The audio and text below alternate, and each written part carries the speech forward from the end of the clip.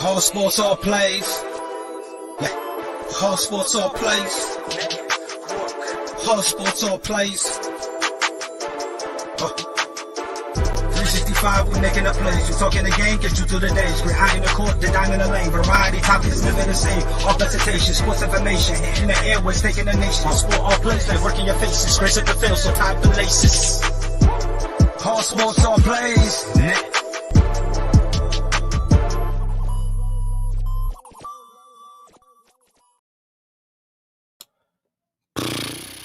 Welcome back to He's on Fire podcast.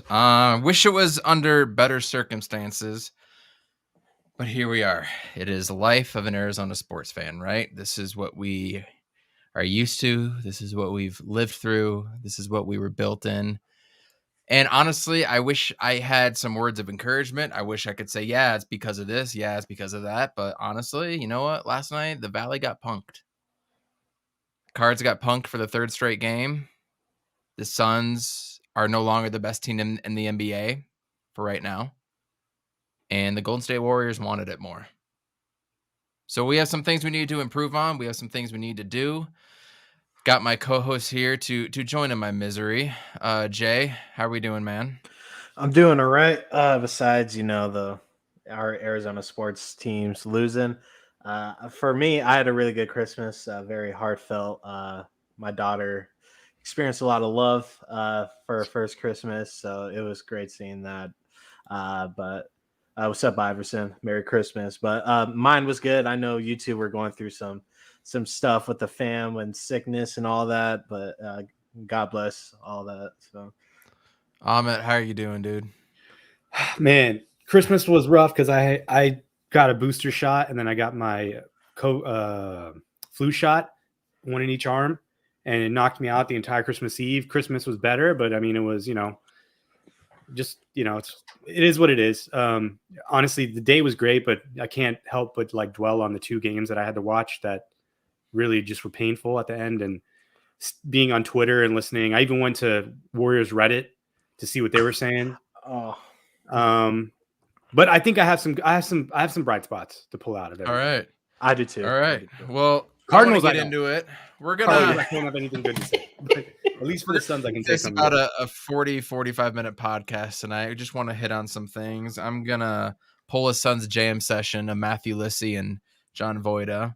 I'm gonna pop one here. I got a Allagash White. It's a Belgian style wheat beer, and I'm gonna enjoy this tonight while we have this conversation, this therapy session, if you will, about everything that went on. But, first and foremost, as I'm pouring this for the perfect head, pause, the Arizona Cardinals did make the playoffs for the first time since 2015. Yeah, we didn't clinch it, and we had to have somebody else win it for us, which really don't like using that term because we did go out and we did win 10 games and we earned every one of those games. So it's not like somebody else had to win it. You had to win 10 wins, and we found a way to win 10 wins throughout the season regardless. We're in the playoffs. I don't think we need to rehash anything last night. I really don't. There's nothing to rehash. It's the same stuff we've been talking about. And at this point, it's a sense of urgency, lack of effort, and poor play calling, right? And then execution after that. And discipline. Field goals. We could keep going, but we're not going to do that. But looking into next week, does anybody here think we have a chance to beat the Cowboys? Because for me, at this point, we just need to find a way to win a game. Find any way, shape, or form to win a game. Get some sort of confidence, sort of something. Whoever wants to take the floor, go for it. But do you guys think we even have a chance against Dallas, who just won, 56-14? Jay, you go first. Shit. I'm trying to be optimistic here. It's been a rough 3 weeks. It's been rough ever since, Kyler went down the first time. But I just don't know anymore. It's just after watching the game last night, it's like what are we crossing our fingers about? It's like, are we just gonna get beat up and jumped until playoffs and get bounced in the first round, or are we gonna go out swinging and try to win these very winnable games? But I don't know. There's no excuse for the last 3 games really. My hitter tonight, the Cole and Max Garcia stocking, and that goes for Josh Jones. That goes to Cliff Kingsbury's play calling. That goes to Vance Joseph's lack of adjustments. It goes Zaven Collins, Matt Prater. I'll give Prater a pass for that first kick because the laces were inside. But every kick after, dude, within the 40. I know. It was just bad at all cylinders. I mean, in retrospect, Kyler did have a good game, but when he did show urgency, it was way too late in the game. And I don't think he had a good game, though. I think he had a terrible game. Because one, I mentioned it to Coach before we got on. He only completed 2 passes above 15 yards. What's up, Freddie? Yeah. Everything was short, dink and dunk, screen, drop offs to the running back. It was just, I don't understand what he was. Maybe the guys aren't getting open. I mean, I think that's part of the problem when you don't have DeAndre Hopkins is that it doesn't open up the field. He's not open. I mean, when you're missing an elite wide receiver, things tend to be a little bit more harder. Yeah. Right. I mean, and he was doing the right thing. He was finding Ertz, he was finding Chase Edmonds, but in the last, I have to go back and look at the stat, but basically the Cardinals are throwing the ball 3 more times than they are running the ball. So out of every 4 plays, 3 are pass plays, 1's a run play. And when we were winning, it was 50-50. In fact, it was slightly trending towards more run plays. It was like 52% run or 51.5 or something like that. Yeah. Yep. And a lot of it was Kyler too in certain situations. So we're not seeing that too much. Like we're kind of seeing him do the scramble. He did have a couple run plays. He had that big run, but that was a scramble, right? That was an option. That wasn't a scramble. That was an option. Yep. No, he took it. That was an option play. So okay. I mean, all these people have started to suck at the worst time at the same time. And that's like why we are not playing well. And we have to, I mean, if we have any fight left, has to be in the stadium where Kyler's undefeated. So that's the only thing I can hope for. And the other thing you got to hope for is that, and this is like what I never want. I mean, you'd never hear me say this, but hoping that the Cowboys are off, hoping that another team plays bad so that you can potentially win.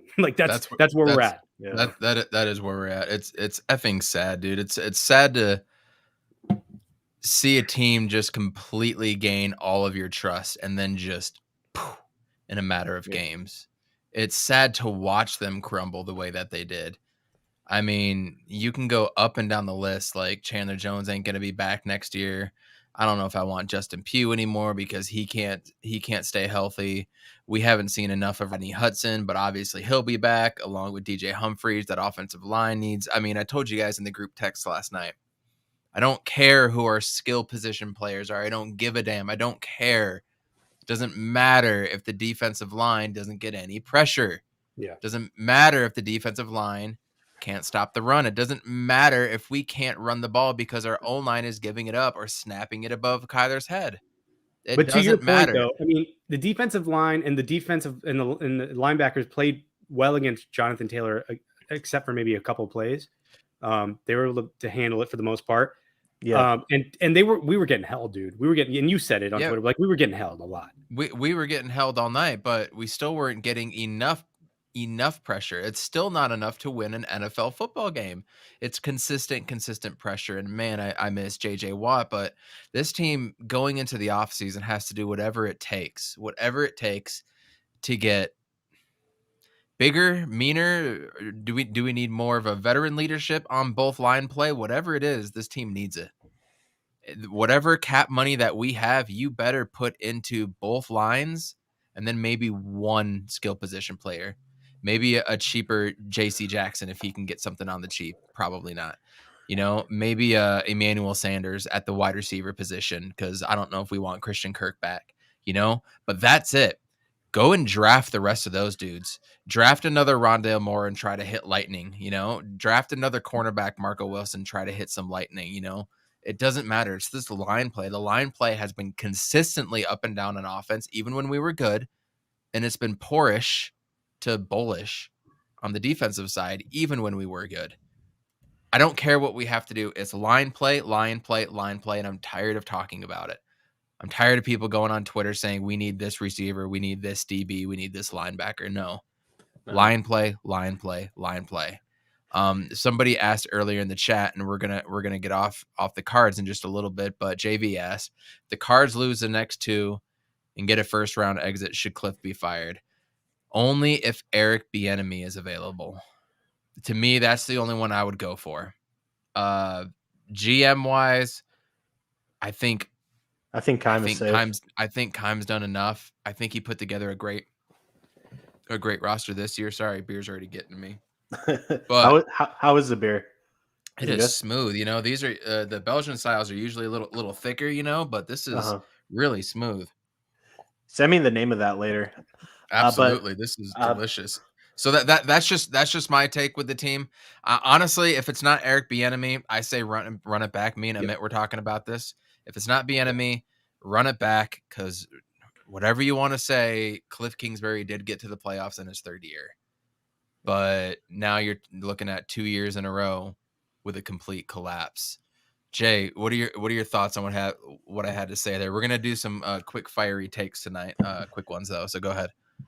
Yeah, so I said on Twitter today, if you guys don't follow me on Twitter, follow me. But I said today, like, no matter how we end the season, I think Steve Keim's job is safe. He batted 1,000 this year. He got the right pieces. And as a GM, you know, you just got to pray to God that the players that you get are good and healthy. And healthy is just that comes with time. Like, you just have to play with that. And Steve Keim, he did great in the offseason and stuff. And like, I will admit, all of us have been hard on Cliff, like rightfully so. And in the beginning of the season, he was great and stuff, and he extended like his greatness a couple more weeks, and he's been doing that the last 3 seasons. He extends like how good he can mainly be. When Colt McCoy was quarterback, by the way. Yeah.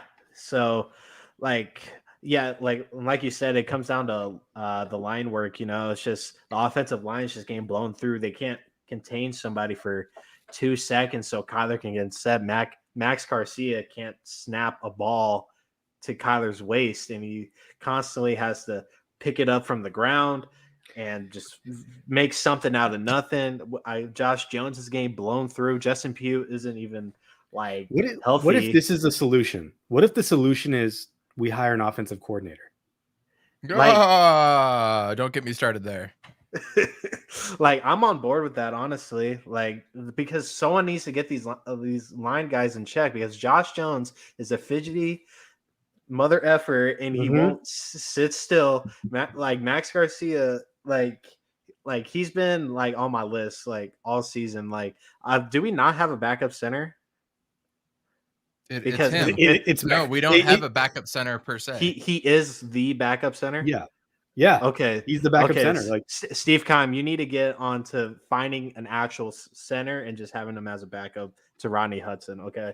We need someone that can snap the ball at Kyler's waist, which isn't that high up. So that snapped into the back of the end zone. In my opinion, that sealed the game. And it was just picking up the pieces from there. But it all comes down to line work. And Marcus Golden hasn't been like anything the last like 5-6 weeks. He's been held a lot. He's been held. Yeah. What's great? Like, okay, do you guys want to go into some of the officiating calls? Because Carson Wentz had a run for a first down, and his elbow hit like 3 yards before the first down, and the ref brought the ball all the way past the first down.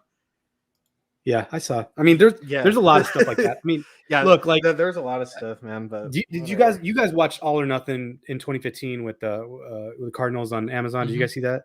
Yeah, okay. Yeah. So Keim, he said it then. He's just like, back then, because what happened was same thing that happening to this team, except that team was a little bit more resilient, maybe better coached, maybe had better leadership, but maybe more veterans. But he basically was like, I didn't build this team with depth. I thought I did, but I didn't. Right? I think he's relearning that again. I think he thought he built this team with depth, but like Zaven Collins can't even get on the field. Or if he's on the field, I don't even know what he's doing. He's invisible. I mean, Alford goes down, and I said this in the preseason. I said at some point we're going to be relying on rookies in the secondary. Marco Wilson, right? We got rid of Tay Gowan, but what's that? I underrated the Alfred injury. I thought we would be able to fit in Marco, and Marco's just been bad, and Byron Murphy was terrible yesterday too. So the only player that played good on defense yesterday was Buda. Buda was everywhere. He was everywhere. Jalen Thompson was getting beat. Isaiah Simmons getting beat. Zaven Collins can't find the damn field. Joe Walker giving up 28-yard plays. Who is Hamilton? Who's this Hamilton guy? Practice squad players, man. Yeah, Hamilton's out of nowhere. Yeah. So, I really don't even know where to go with this. All I know is that they need to fight, scratch, claw their way to do absolutely anything to get a victory. At this point, that's all I know. They need to do anything, and they need to stay out of their damn way. Going back to Texas, this is where Cliff Kingsbury and Kyler Murray has had so much success. What a narrative it would be going into the last week of the year after just beating the Cowboys and maybe pulling out a 3 or 4 seed at this point, right? You never know. Rams could lose one game, and even if we win or whatever, I want to see this whole team playing against the Seahawks. This whole team needs to play even more. I'm glad there's one more game, and this isn't the final game of the year. This team needs to play. We've lost that privilege. That's gone. They need to play. They need to play together. I mean, that's one more game, hopefully, of Rodney Hudson and Kyler Murray getting on the same page for each other. You know what I mean? Yep. Yeah. I mean, they got to finish out this season with more. They got to be better prepared. They got to show effort, and they have to show more discipline. And a sense of urgency. Yes. I mean, every that's play. What all that means. Yeah. All that together means that you guys are trying to win the last 2 games of the season. We don't need to have the freaking Rams getting us into the playoffs. That's ridiculous. I'm going to do some reverse juju. I'm going to say that we lose against the Cowboys. So I'm just because I've been saying we clear the rest of the season. So I say reverse psychology. We lose. We got to see what the line is on that game.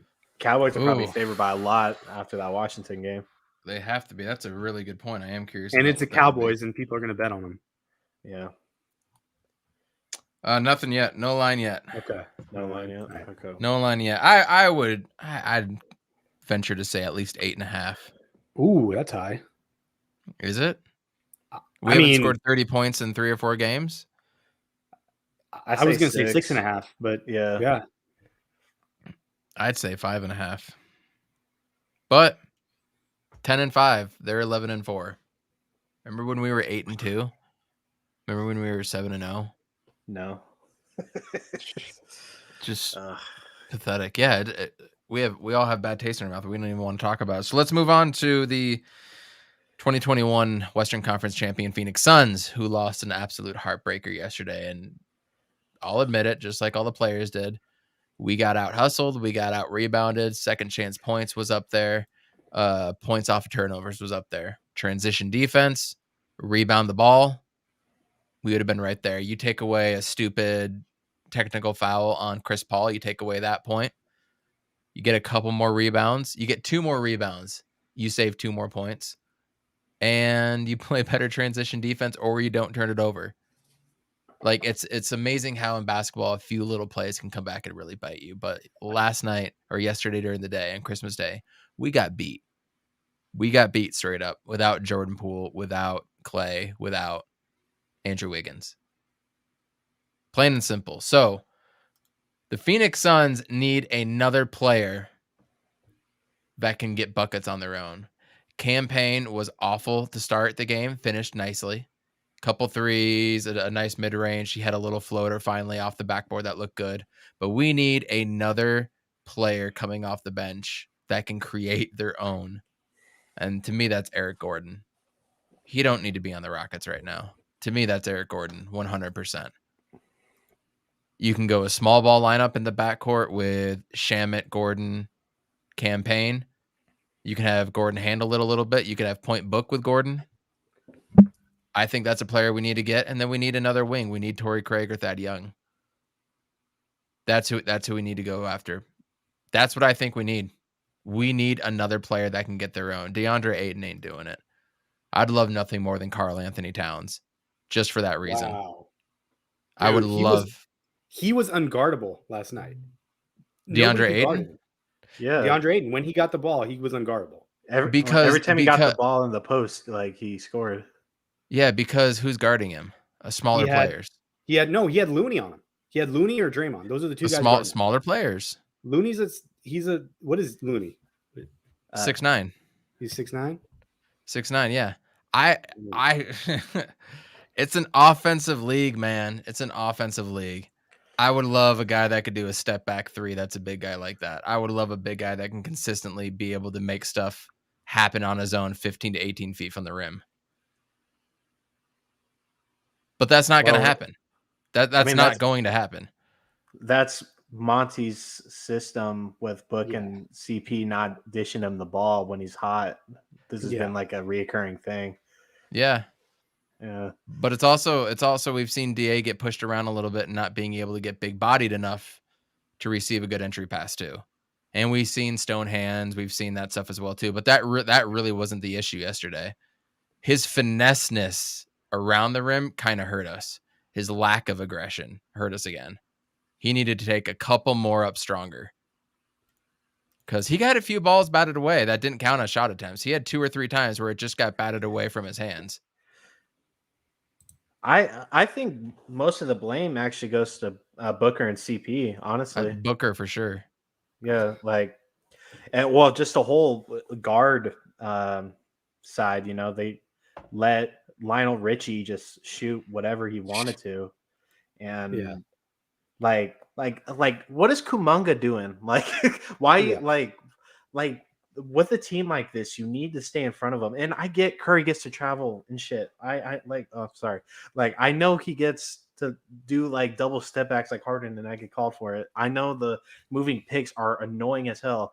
Why are the Warriors the only team that get away with this consistently? If JaVale even takes a step, it's a 3 whistles on the court. But you just stay in front of these guys, man. Campaign runs into a guy that's moving because he's moving into him, and they call him for the foul. Yep. Yeah.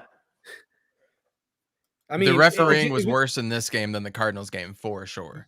Yeah. It was awful, and it was still like a 7-8 point game. So it's like Campaign had 5 turnovers to just come up with that was a turning point in the game, because really CP and Book kind of kept the game kind of in balanced and reach at points, but as soon as Campaign came in, he just started shitting the bed.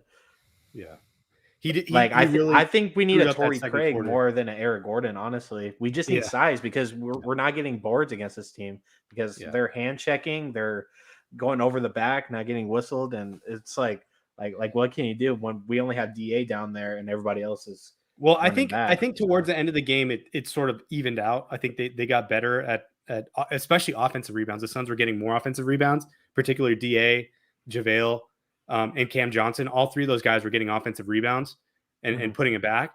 They played well. I mean, the Warriors have no response for DeAndre Ayton or JaVale McGee. They absolutely not. They don't. JaVale McGee was putting it if DeAndre Ayton could do what JaVale was doing, where he's taking it from the top of the key and just going down the paint and scoring, this is gonna be a sweep. It'd be a sweep. Because they'd have nothing, they could do nothing against that. Yeah. Unfortunately, he doesn't play that way, especially with the system and the way that they run a lot of their sets. So, we're going to see with JaVale and we're not going to see with him, but it'd be interesting to see that with a Kaminsky in that same position or Dario in that same position. I mean, look, dude, what? You're right. I was craving for Kaminsky and Dario last night. I was craving that. I really was. That would have been perfect for us. Yeah. We just needed that balance. But the guys that the Warriors were playing last night, half these, Weatherspoon, I don't know who that is. Chioza, I think he was on the Nets. I don't know, maybe. I mean, some of these guys, they played really well. They played their hearts out.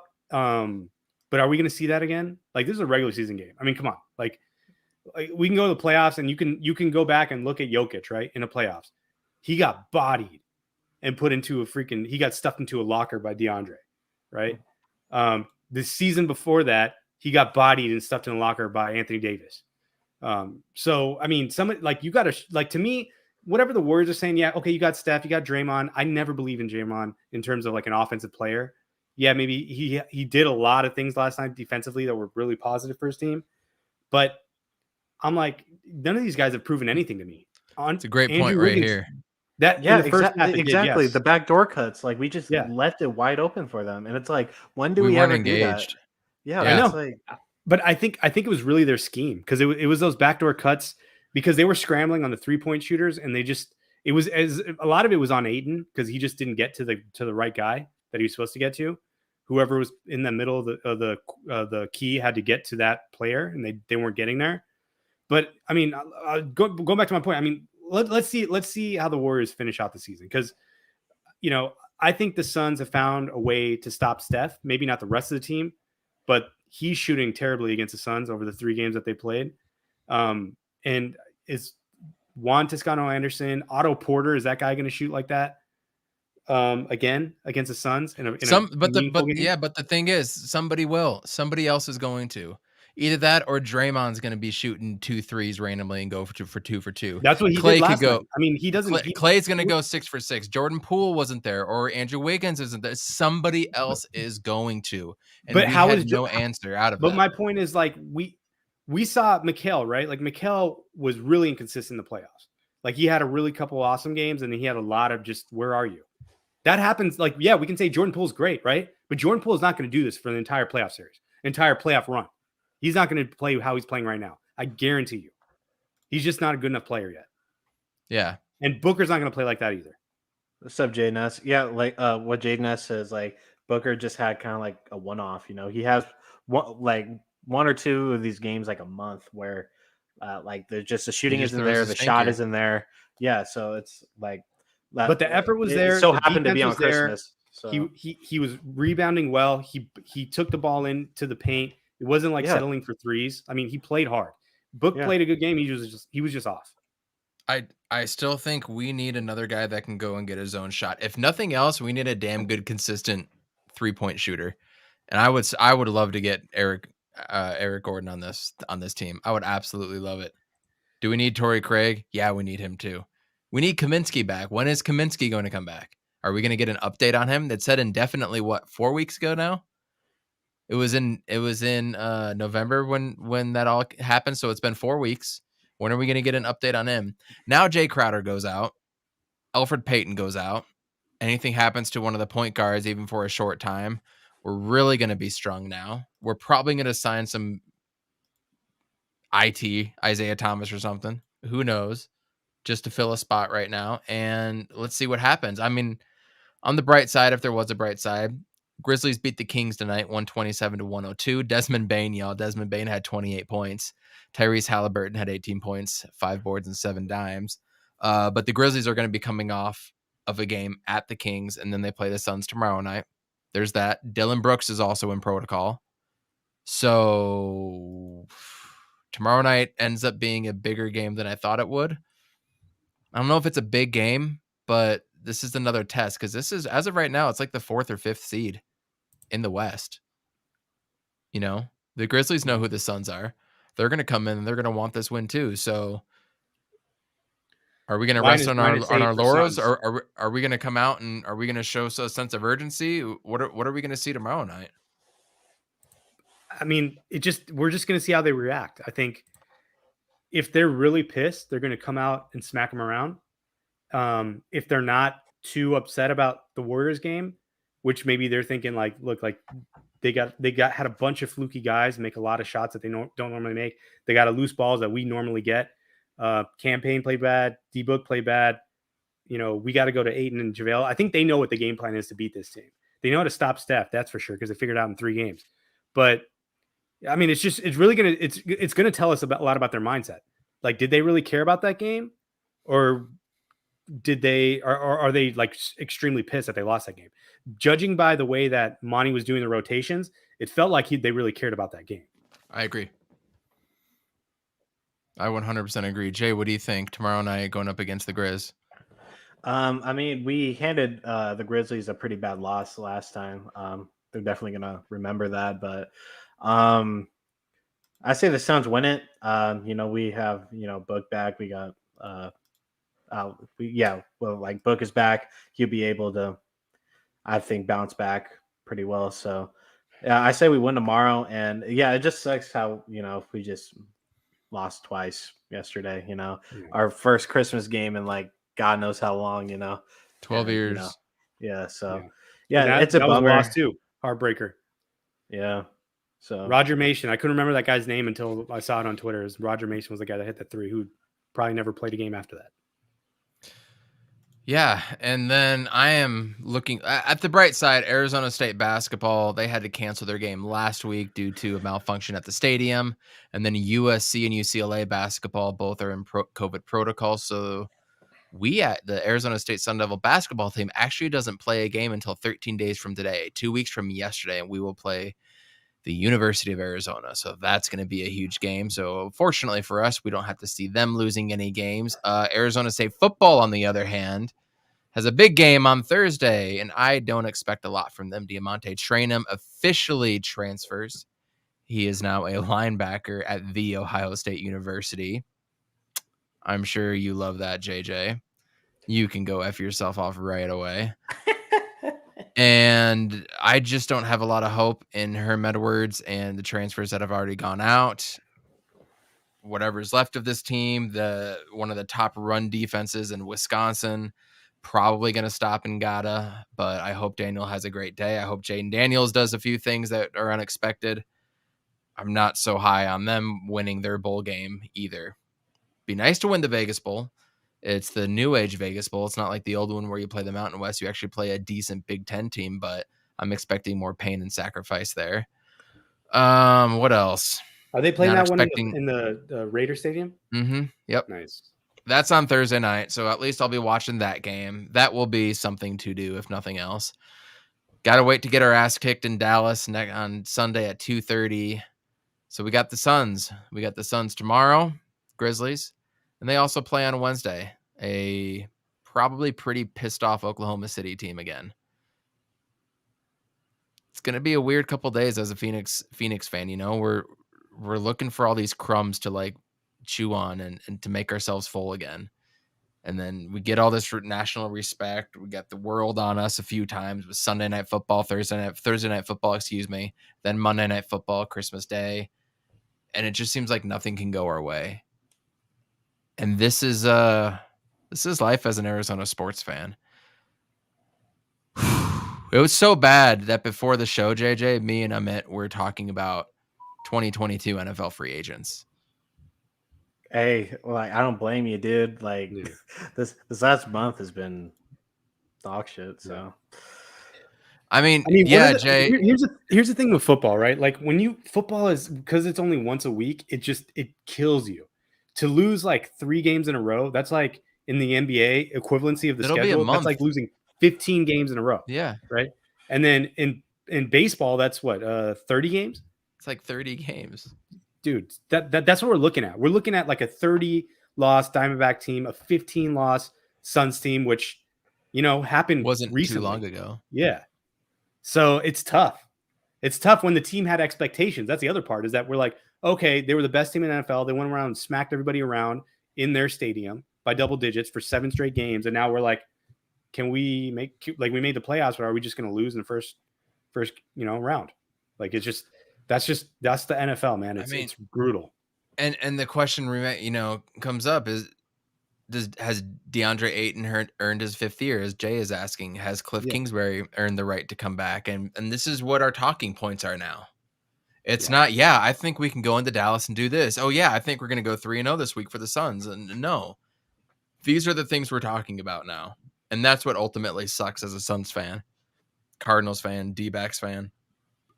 I'm wearing my Diamondbacks jersey because they're the only ones not letting us down right now. Thank God there's a lockout. DA has earned his 5th year, though. Yeah, as of right now, Yeah. he's earned it, but we'll see how the season ends. And the thing is, you have to pay him because what's your alternative? Yeah. What's the alternative option? Every other big man center is signed up, you know? Yeah. And if you don't want to pay DA, why are you going to go out and pay 40 mil for Embiid or Jokic or whatever if you even had that option? Yeah. We don't have a choice. You have to pay this dude. And I get he's 23. I get he's still developing things, and I know it takes time for them, but man, I just want that one dunk against OKC when he got the technical foul. I just want to see that, and I want to see a little jumper, which he did. He did have a jumper. I don't know. I want to see them go to him more. I really do. That hook shot is a go-to move, and he used it 5 or 6 times. He's starting to use that and starting to put some dribble action with it, some pivoting. He's got to move now, and it's unguardable at his size and height and everything. But yeah, I mean, you want to see more dribble action. You want to see him to be able to catch the ball. That's what I want to see. Can you catch it, dude? Just catch it. In traffic. Yeah. In traffic. Yeah. In traffic. Hit the smooth jumper. Finish at the rim with authority. But the refs were dicking us last night. Yep. They really were. And that was really bad. So, still sick to my stomach thinking about it. Wanted to come on here. Wanted to try to shed a little bit more joy to this awful, awful occasion that we call Arizona sports on Christmas Day. And I don't know. I got really nothing else for you. Both teams are in a prove it mode. Both teams have things they need to work on, and they just have to do it. We know what it is. We could talk it to death if we want, but I don't want to do that. They know what they have to do. Fortunately for us, the Suns can wipe that taste out of their mouth tomorrow by beating the number 4 team in the Western Conference. And good news, my wife got me tickets again to go see the Jazz and the Suns when they come out here at the end of January. So that'll be a lot of fun to go see. Man, F me. JJ, what do you got? Let's talk about what we received for Christmas, Arizona sports style. Evan, did you get any Suns, Cardinals merch, anything like that? Yep, got the Phoenix Suns shirt that I tweeted out the day or two before Christmas. The hardwood one. The hardwood one, really nice, thankful gift from my aunt there, and then got the tickets, and that was it for sports stuff. But I did. Oh, you guys. On 2 days before Christmas, I walked into the University of Utah team shop. There's nothing but red everywhere, nothing but Rose Bowl Utah stuff everywhere. I was like getting physically ill in there. It was an awful place to be with so many Utes fans. Looking like Mr. Krabs all blurry. Exactly. I got some stuff for my wife because I'm a nice guy. I got her a sweatshirt and a hat for the Rose Bowl because she's going to Pasadena with her dad and her stepmom. Nice. And I got them t-shirts too for the Rose Bowl because I'm a nice guy. Better not forget it because it was painful for me. But that's my sports over the holiday. Amit, what about you? What did you get? So I got my wife got me a Star Wars shirt, which is really nice. We don't really do 2 gifts for each other. I had an early Christmas present here. I bought some Suns retro shorts, the purple ones with the Suns on the side. Love those. Those are dope. Oh yeah. Ooh, yeah. Those are dope. I got those. I got this. This is my own gift to myself. But that's it, man. That's it. I mean, I was waiting to see what was going to happen with the Cardinals in the playoffs. Nice. But and see if it's an opportunity to go to a game. But that's off the table. I'd be more comfortable on my couch. Yeah. JJ, I saw an awesome tweet from you yesterday that you were able to give your mom a big ass TV. Yeah. Nice. Like I was saying, I couldn't fit it all in a 180 character tweet, but my parents divorced in 2016, and like she was a traditionalist mom for that whole span, the whole 16 years, but now currently 20, and like she had to like make her own cleaning business and do whatever she can. And the first Christmas after the divorce, she was only able to give me and my other siblings one present each, and it just broke her. And I'm finally in a position to where like I can really like spoil her and stuff. So I got her a Samsung 75-inch 4K TV. And Boom shakalaka! Yeah, we shared a moment. It was very emotional. I'm not a guy that gets emotional like that, but it definitely hit different. And I got my pops a badass drill set from Home Depot. He's a dude with everything, and he didn't have drills, and he's like, I actually really needed these, and he started like using it like right away, mounting That's shit. dope. So. But yeah, I got Cardinals. I got a Cardinal shirt. I got this Sun shirt. It's like a dry fit. It's nice. I got a new gaming chair. There you go. My mom's got me. But yeah, like I was surprised how much I got this year. You know, I really didn't ask for anything like that, but yeah, my family just spoiled my daughter, and she's just filled with stuff right now. I'm still putting together shit, and my girl actually got me tickets to the Suns Nets game February 1st, and we're that'll be a good one. mid-level. Yeah, we're like mid-level, 10 to 12 seats away from the court, so that's gonna be fun. Her and I are gonna go. I'm gonna buy her a Mikal Bridges jersey. That's her favorite player, and we're gonna have a fun time then. So That's fun, man. yeah, I'm glad you could do that for your folks. That's important. Yeah. So all in all, we're all here. Family seems healthy. It's not all bad. It's just you know, it's just Arizona sports, and it sucks. But that, you know what? We're gonna wrap it up right there. It's gonna be a quick one. Suns are gonna go 2-0 by the time we join you Wednesday night. And we're gonna come back on here. We're gonna talk about how good it is to be a Phoenix Suns fan. I promise you that. Thank you for tuning in to He's on Fire podcast. We'll talk to you guys later. Yeah. She sets, looks up, and it is down strong. Blitz coming, Matthews, Palmer extending the play, crosses the field, Larry Fitzgerald. If he scores, it's over. It's insane to the 4-yard line. Crowder looking, throws it alley.